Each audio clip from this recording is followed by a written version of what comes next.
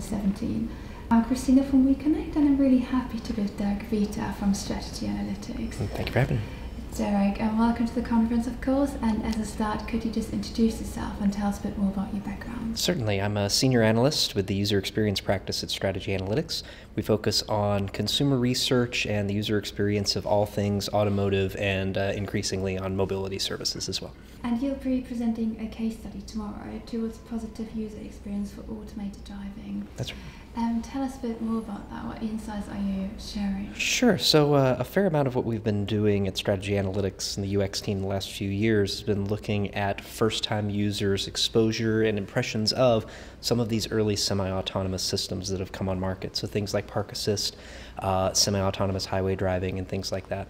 We see that as a window in terms of things that we can learn for rollout of future autonomous systems and how we could possibly build the HMI in these systems to engender trust and encourage people to use them.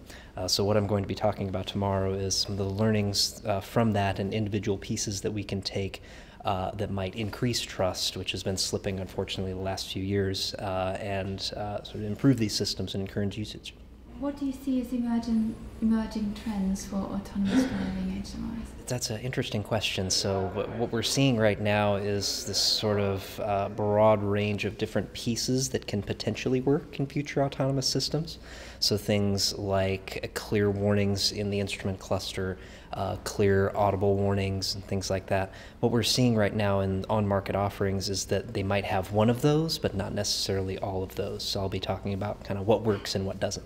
Apart from the case study you'll be presenting, what else has really brought you to this conference? What insights are you hoping to take away? So a lot of times we sort of get caught up in our own individual orgs and don't necessarily see what's out there in new learnings and new studies and things like that. So one of the things I love getting out of these conferences is what other people are working on and the learnings that people had. I really got a lot out of the presentation earlier today from the gentleman from Coventry who chatted about motion sickness and the different ways that we can design for comfort in autonomous vehicles and what comfort is, really. Mm-hmm.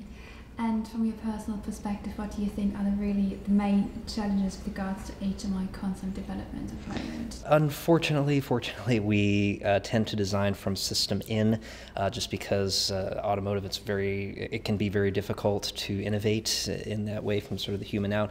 And with autonomous systems, we need to get to the point where we design from the human outwards, so sort of this holistic view of the user experience of an autonomous system, what works for the user, rather than saying, okay, well, this is what I can cram into an instrument cluster, so this is going to be the warning for autonomous systems. It sort of needs to go the opposite way. Well, thank you so much for sharing your insights. It's much appreciated. Good luck for your case study tomorrow, and I hope you enjoy the rest of the conference. Great. Thanks very much.